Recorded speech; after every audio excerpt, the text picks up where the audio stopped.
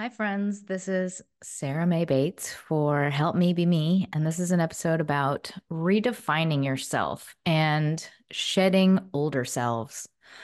So, this is an episode that I think will most of all help you witness yourself anew and grow into a new person and really see yourself that way because we do change. And a lot of the time, it's really hard to recognize our own change because we're just living a pretty consistent ex, existence. And we see the same thing on a loop and we assume nothing is different, but change is always happening. So this is really so you can own that and start to see that. A lot of what I'm going to talk about is kind of related to systems theory, which is a theory of therapy, I guess. And it's really about this idea of how families work in systems, and we kind of create our own homeostasis, and we reset it just because everybody's trying to balance the system. So if one person has a certain set of emotions that are too much for that system, other people will vent it for them. It's like things are kind of being passed through one another constantly. So, for example, like how kids vent anger for a parent when parents are incapable of expressing that anger. It's like that's something called triangulation.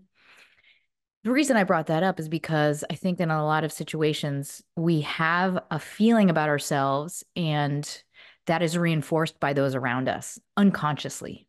And so it can be hard to break out of a belief. Even if we have grown and we are growing out of something, sometimes other people will kind of push that back onto us, and we will be kind of forced back into an old rhythm.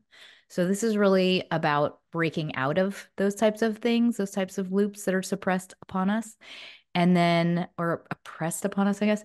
And then also for seeing where we are headed and really knowing when you are a new person and being able to see yourself as such. Because I think we can gather, really important lessons and tools from old selves, and they help us to survive. They help us to grow kind of superpowers. But at a certain point, we grow out of those things because we no longer need them. We become stronger, we become more capable. And I think it's sometimes hard to recognize and really believe we are growing and we are better people and we are stronger. So, this is for witnessing your actions and seeing those as a testament to who you really are, not like old belief systems that maybe are just clouding that opinion. And if you are a person that does not know exactly how you feel, like if you are curious about where you stand with yourself or with somebody else, with a relationship, your opinion on certain issues in your life, I think that looking at our actions, like examining our actions, are actually a really helpful way to intuit our internal state. Not our words. Like we say a lot of things, but our actions are the most true way to tell how we feel. So if you are confused about a particular subject in your life or a relationship, a great way to figure it out is just look at what your actions have shown you over the last year. It can really illuminate truth, just your commitment or possible ambivalence. So the goal for me, for you coming out of this episode is that you feel as if you are given a new awareness of yourself and one that is positive and clear and empowered. And in this episode, there are three parts: the what, the why, and the how, the tools. Part one, the what. Before I go into this what, I just want us to all conceive of the idea that change is possible for us. Can you see this as true and acknowledge that as true? I think it's really easy to believe that we are not capable of change or that we are not changing, but it is happening all the time. And it is happening right at this very minute, very slowly. And sometimes it's happening in just like the slowest of head turns in a new direction. But know that you are absolutely a graph that's headed in an upward direction. And know that knowledge, you can't unknow knowledge. And once we have it, it is ours forever. So that is just one thing I wanted to start this off with because you can hold tight to the fact that you are changing. And it all comes down to what you want for yourself. And it's important to focus on the exact kind of change you want to make. Don't let go of that dream, no matter what it is. Even if you can't see a solution and it feels scary and daunting, your job is not to control how change will happen. So if you can't see the path yet, it's just because it hasn't arrived. Stay focused on what it is you want, and that is the main ingredient for the change to occur. Past that, so the what? Growing into a new person, seeing yourself that way. Your actions tell you where your heart lies. And so if you are hearing yourself say things for the first time, just in a different, like if things coming out of your mouth are just more honest, take note, because we show ourselves where we stand. We demonstrate it to ourselves with our behavior. And sometimes the brain hasn't caught up yet. Like your brain might not believe you just yet, or believe things are different just yet, or some part of ourselves might not be ready to accept something about who we are. But if you're unsure, check your actions. I would say actions are also a map to all of the work that is yet to do. Like, where if your actions are currently betraying you, you can take that as an invitation, because hurt, things that hurt us that we do, they are also a map for targeting self-work. I think one of the most powerful ways to start self-work is to see one thing that is hurting. It's like, I don't like this thing that I do, and I don't know how to stop the thing that I do. So much of self-work is just aligning our actions with our actual values and what will make us happy. Because once we can do that, it's like we're making a straight line. We're walking with our entire body toward the thing we want. So if you are baffled by your actions, I would just start by describing what hurts in your life and see what is that you wish was different. That is just the way to start creating effective goals. I wanted to call out the major role that alignment has in happiness, just being able to walk the walk of what we believe deep down. And if we are not walking that straight line with our actions and our values, it could be because some part of us is unknowingly punishing ourselves. Like some part of us believes we don't deserve happiness. A lot of that time, it's like completely subconscious. You might not even know you have that belief that we don't deserve to be happy.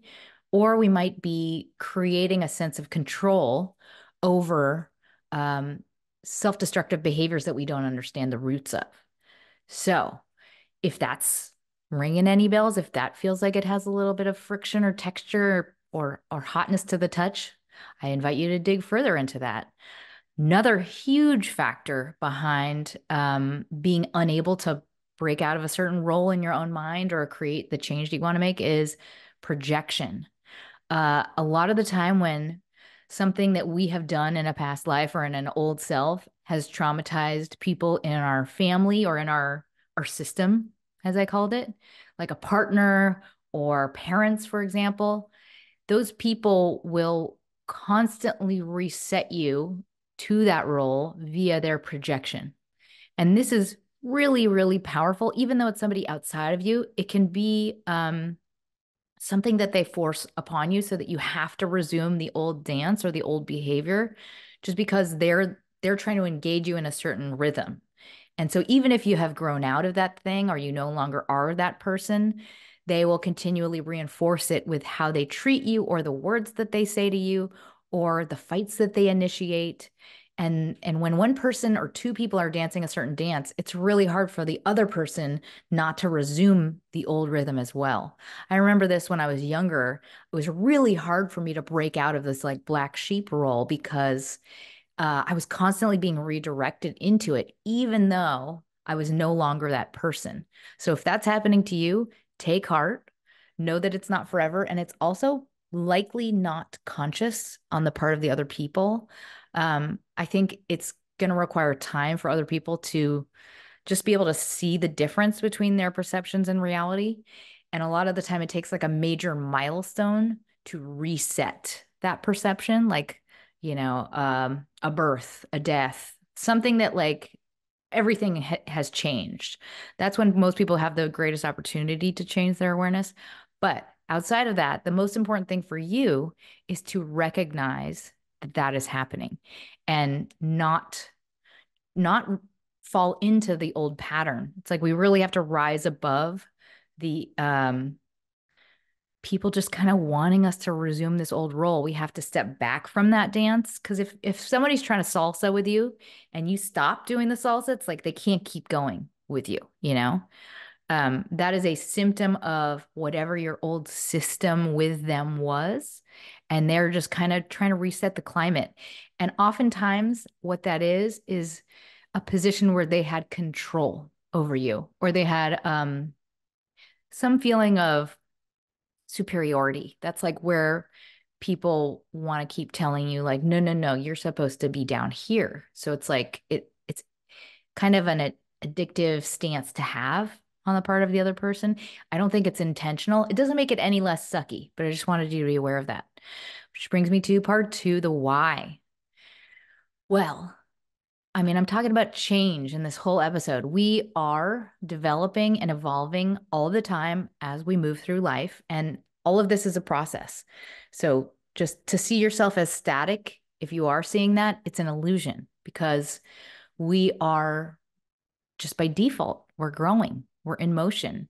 And that is why I'm so obsessed with goal setting. It's like as soon as you have something you want, if you can bring it to your conscious mind, we're already heading toward that thing on a subconscious level. There's also this other element of what we can accept or process on a conscious level. Like this is back to systems theory, but when there is a system in your household that is maintaining a certain set of balances, and one person can't confront certain information, or they're just incapable, it means that other people are helping them to deal with things because this one person is like weak in a certain area. So I mentioned anger before. Anger can be vented through other people. And that is why I think a lot of the time people become scapegoats in a family. It's like if there's some topic that can't be confronted, like one person has depression or one person feels like a failure. It's a lot of the anxiety and fear and anger will be vented through one person that becomes the easiest target. They're so intricate. Systems are so intricate. And I'm just, I'm bringing this like random scenario to mind.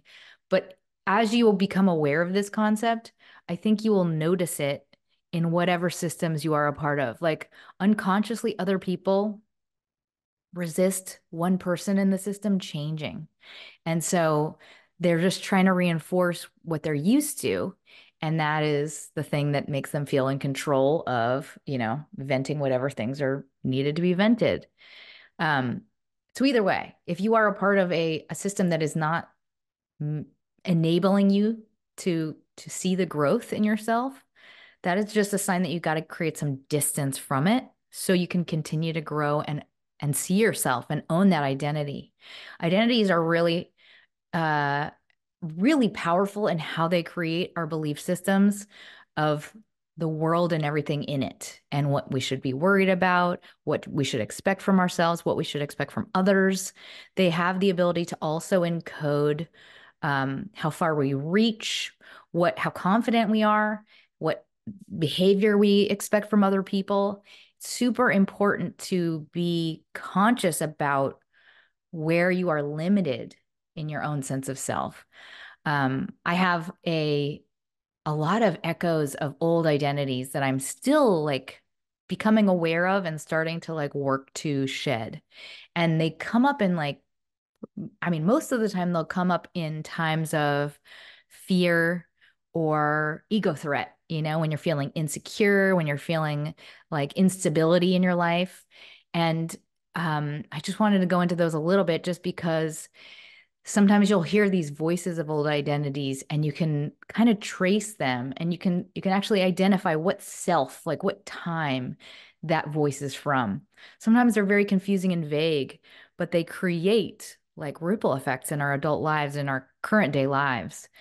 And oftentimes they were born of a moment in your life where you needed to stay safe. So these are these old selves that learned to survive in very specific ways. Like You might have an old self who had a partnership with a person who maybe made you feel like you are not enough.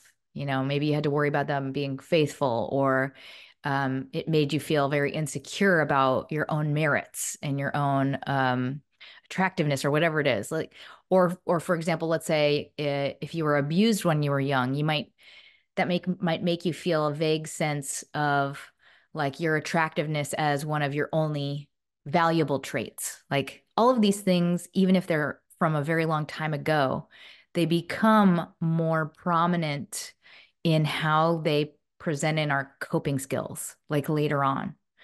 It could be the total opposite of that. Maybe you had abuse at a young age, and it now makes you act out against your body as a means to protect yourself, because like attention might equal danger. Like these are just random examples, but all of them are just examples of how an experience, no matter how old and frozen in time, can have these continuing they create these belief systems that repeat. And often we see them as truth. But like if we can take them apart, we can kind of untangle the nuances in our thoughts and the nuances in our feelings, and we can step out of them because they are no longer current for us. They are no longer true for us as we grow and we build safety and stability for ourselves. And therefore, we can move past them. Like they no longer have to guide us unconsciously. I think most important is to notice what comes up when you feel the most primitive or reactive. So, like times when you feel triggered, when you feel powerless, when you feel lonely, low, like these are the times when we are reduced to old programming. And that's when they come out the most. When we're really angry, we feel threatened, those types of things. Which brings me to part 3, the how, the tools. Before I go into the tools, first, a brief word from our sponsors. Okay, the tools. The first tool is called Take Heart. And this is a brief word of guidance from me to those who are maybe trying to make change and struggling. First of all, take heart. I think change is one of those things that happens in fits and starts. And just like all roads, there are boring plateaus. So if you have a bad day, step back and know that all is not lost, and just come back to your highest intention and know that you mean it, meaning what you want for yourself when you are safe and grounded and able to reflect. That is the truth. When you are in a safe, balanced emotional state, that is when you know what your truth is, not when you are in fear or anger or desperation or frustration. And know that you will feel opposite things on opposite days. So just account for that variability, account for the emotional error, I'll call it. And know that change is change, no matter how little. Like incremental means something. And know that momentum comes as we can see the speed we've picked up. Like it comes when you see the wake of where you were. That's when we start to feel like, oh yeah, I am strong. I am getting stronger. That's when we allow more in, and that our mass just grows and grows. And know that the right decisions for you will not be made from anger or fear, only when you are in a state of being able to tune into meaning and truth. And that is usually when we are devoid of all of the other, anything that's causing you to flee, push in a different direction. I'm not talking about, actual danger. If you are in actual danger, absolutely decide to flee from in a state of fear. Also, do not make decisions based on other people's advice.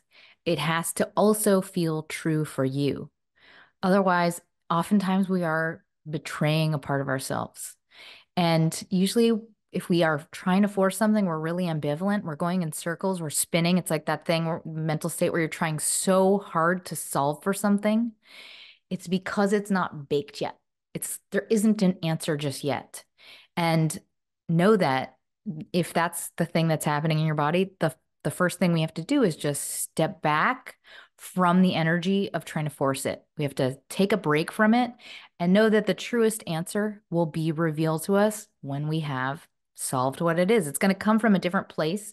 It's not like the thinking, forcing computer kind of brain energy. It's more of a resolute gut knowing energy. And accept that some people in your life just are childish and primitive, and that is true. And we can accept that and see it and move on. It's like, now that you know that, move on. What do you have to do based on that? Now what? We don't have to let that thing be our project or our focus. If this other person has a problem, it is their problem, not yours, unless you allow it to be. And I get it when it's like a parent, it's very, very painful to be in that position. It's almost impossible to stop yourself from desiring unconditional love. But know that when we can give that to ourselves, then we can forgive others and see others in why they are incapable. We can accept them as being incapable. There's a lot of random stuff in my caveats, but hopefully something resonated in your particular situation. All right, next tool, return the hat. Excusez-moi.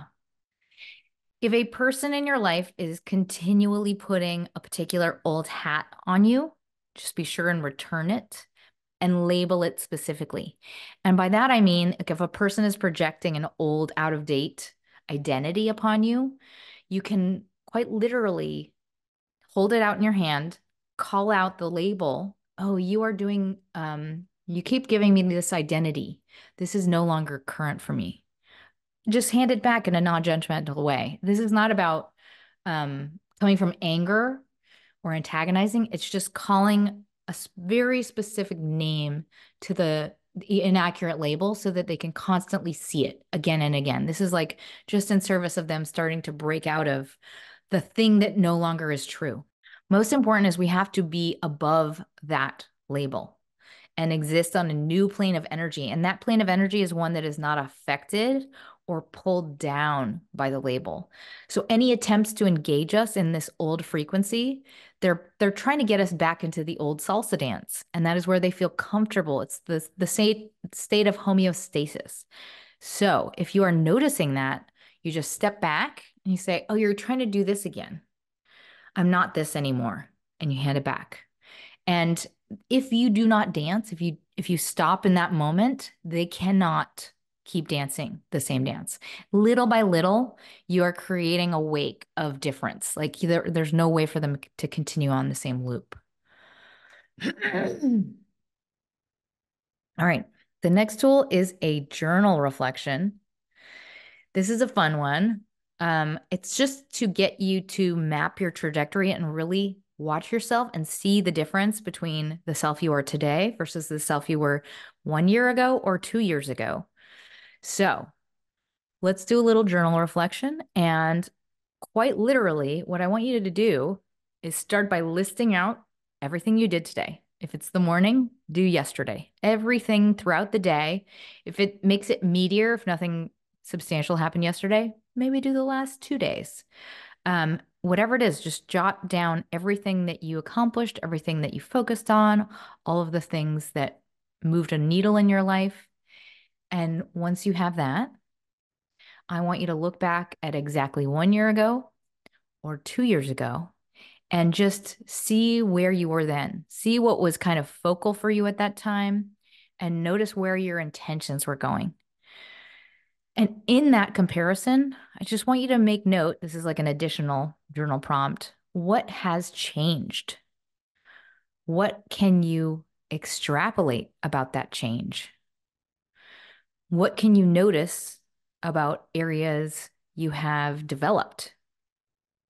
And the goal here is not to see ourselves as too slow. I mean, a year goes by like that. This is really just to identify and own these small changes that we actually have made and really just notice that that bar graph is headed up in in an upward slope direction. All right, the next tool, belief ripples. So, as I mentioned earlier, we have these old beliefs that are created in moments of powerlessness or trauma or emotional impact, I would say. And so, this is a tool for when you are in a reactive state or you're experiencing echoes of old pain, and it's a way for us to really see the source of the old pain and kind of, I don't know, pull apart our fabric. As we grow to know ourselves better and identify these old voices, it's like we don't get caught up in them anymore. They become old hat, they become very familiar. So, especially in the case when they are old thought loops that are not current anymore, or they are not really tied to the situation in the present. That happens a lot, I think, when we have really potent old fears that feel very large scale, like the fears of a child. They can guide actions in the present in a way that is not true for you. And you'll be like, I don't know why, but I really feel like I shouldn't do blank. So, in those moments, I think it's really helpful to just jot down quite literally what are the feelings? What are the feelings saying? And I'm just going to give you an example of a couple of mine. This was happening when I was redesigning our home, and it was very stressful. It was very triggering. I had a lot of anxiety in my body. It was so overwhelming. I was redesigning two houses at the same time. It was a lot. So the thoughts were things like, I'm out of control. I am irresponsible. I don't deserve this.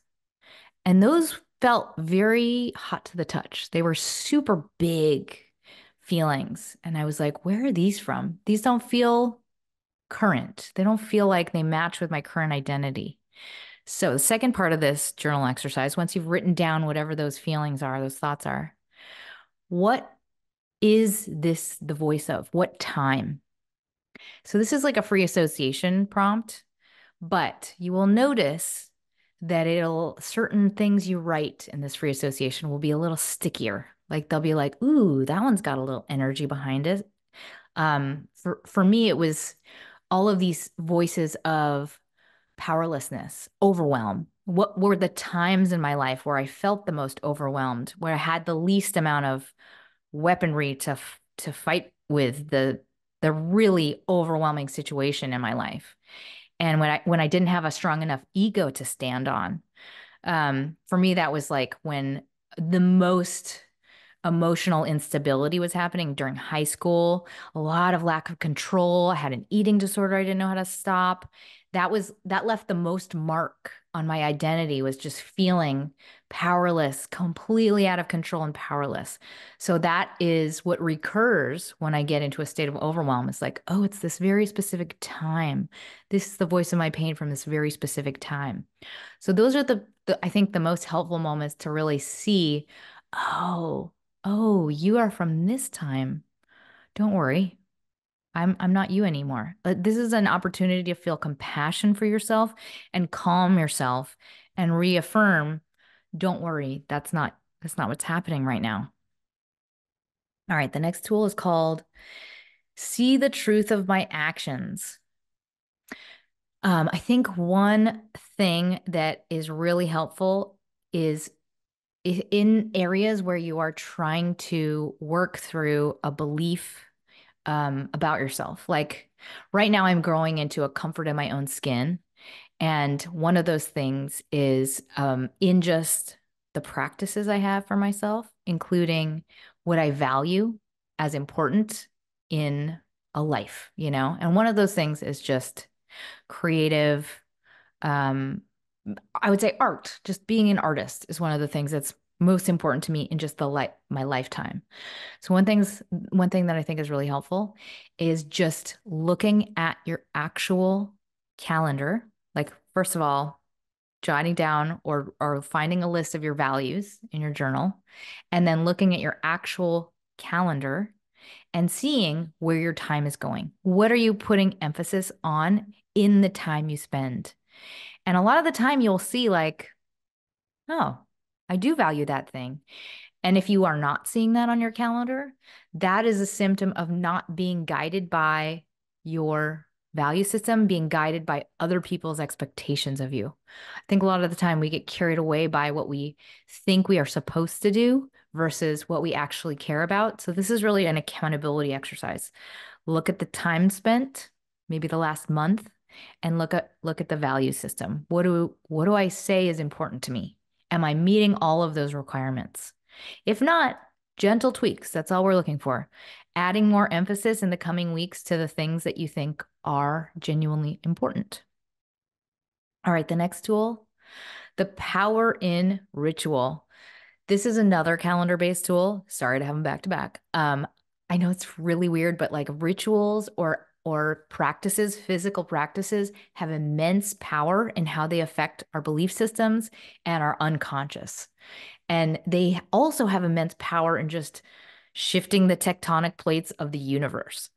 So, if you are into this so far, if it's freaking you out, forget it, don't do it. But if you are into this so far, I invite you to put a date on the calendar in the future that has meaning to you as a, let's call it, a future milestone that you are bringing into reality. And then witness when that time comes what that truly means. Um, I will do this for myself oftentimes when I have a situation that I need resolution on or something that I have chosen for myself that I want for myself. I'm going to put a date on the calendar, let's say 6 months in the future. This is the day when that thing has to be actualized.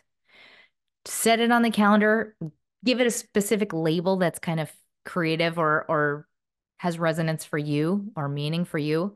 And just it'll become this weird, symbolic, natural event. If that freaks you out, don't do it. But I'm telling you, it has like a very specific effect. It's super powerful. Okay. Next tool is called Mirror Sesh. I know this is weird, but I think it's also very fun. If we can't see the change in ourselves and we can't see the progress we have made, a great way to actualize that is to sit with a friend and ask them to mirror back to you, to narrate to you all that you have traveled and changed and accomplished out of your intention and your will in the past year or 2 years. And you can do the same for them. But oftentimes, like they're pretty insightful in being able to identify you were here and then you wanted this and now you are here. And so this is just like a kind of a little gush sesh to have like some appreciation for yourself. All right, the next tool, this is a set of journal prompts for confirming your identity in a positive way. I would enjoy this one.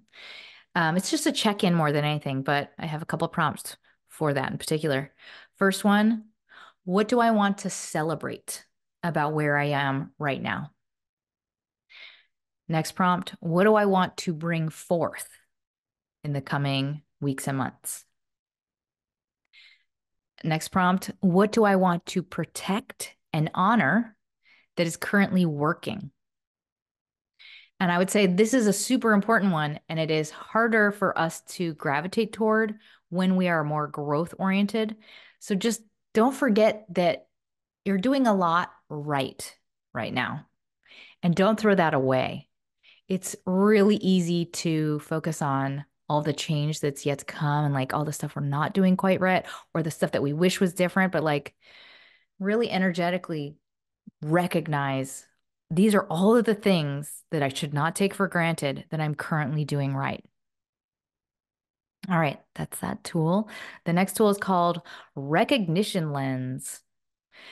I think it's a helpful exercise to just remember a time when we could see truly our scale and our impact in the world. So, just for the sake of renewing our understanding of ourselves and our own power, I just want you to mentally revisit what was a day someone complimented you and saw you and called out to you something that is really amazing and powerful about you. Like a day you were recognized for a particular skill or a gift you created in this world. And if nothing is coming to mind, I invite you to revisit your journal and seek out that entry, and know that whatever memory you figure out, whatever thing you revisit, that exists about you and is true about you all the time.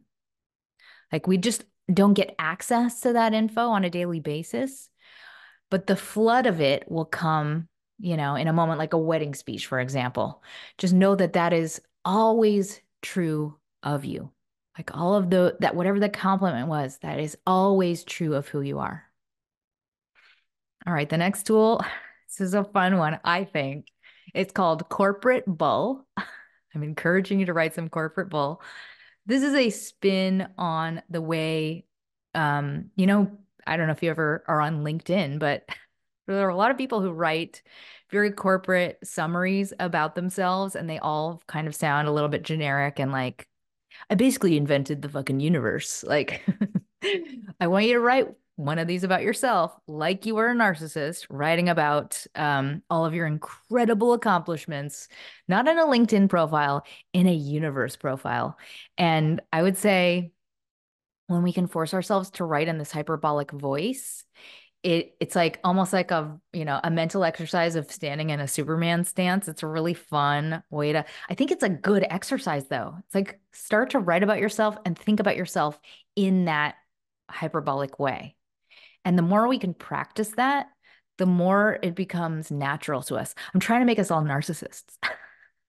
No, I'm not. But it is, I think, helpful. And I think more than anything, we lean in the opposite direction of like, but I'm not that special, but I didn't do that. So it's like it's a helpful way to start to like really talk about yourself with your loudest, most confident voice. Like you are your mom and your mom is really nice. Like she did all these amazing things. Okay. Next tool is a mantra. I welcome all things to work out without my controlling how. This is like a spin on one of my favorite Al-Anon slogans, which is if I always got my way, I'd end up being shorthanded. Like it's true though. If we got to decide our entire life, it would not be a great one, you know? And I think that is especially powerful in the context of change because a lot of the time we keep ourselves small when we are resistant to I can't do that though. I can't do this. It's like we're so specific about how something will happen and it's like really that's not our job. Our job is just to let go and accept what is out of our control and just decide what we want, decide what we deserve, and we let the rest go. And I think that is how the most amazing changes come about is when we let go of how they happen. And especially also when it comes to other people. Like we don't have to decide how they're going to act. We don't have to decide what they're going to do. We can move on and do us. And that is how the most amazing change happens in somebody else. It's also the best revenge, feeling great about yourself has the most effect on somebody else if they were trying to keep us small. So if you have done something wrong to somebody, definitely take accountability for that thing, but then move on. Move on and allow yourself to not masturbate in the pain of shame. Like keep going. I just mimed weird salad eating. I don't know what I was just doing. Anyway, move on and do not decide that you have to know how it's going to happen. It's not your job. So that's the episode. I hope you enjoyed it. Before I close, I want to thank all of my latest sponsors. You really help the show happen. If you don't have the means to make a donation, I totally understand. If you could share this with someone you think it could help, that helps me as well. And in closing, I like to think of this Earth school we're all in together as like, we're kind of like rats in a maze and we're all growing smarter through our collective experience of the world. We're all finding our way through the maze of life and through generations of life experience, we we grow all these gifts, we grow all this insight, we grow wiser, more compassionate, more depth as people. And that is just, I think it's a great gift. It's like we are all connected. We are all sharing this kind of human memory or human experience together. So know that when something resonates, that is because it's true.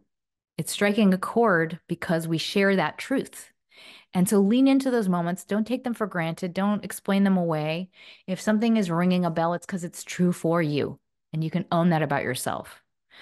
Um, this is a hippie little thing I wanted to end on, but I wanted to ask you, as the end of this episode, to bring about a feeling in your body. And more than anything, I guess it'll be like a memory of the feeling that will then hopefully conjure it. But it's this feeling of anticipation and excitement for something wonderful that is about to come. And what we are curating in our body is like this like Mona Lisa smile. It's very subtle inner knowing, this feeling of trust and excitement. So maybe you relax the belly and put your shoulders back a little bit. And just remember that excitement, that feeling of like, oh, I remember something wonderful is coming my way into my life. Oh, I'm excited for that thing. If you can just conjure that memory, that is how I would love to leave you. And I send you my love. And don't forget to smile.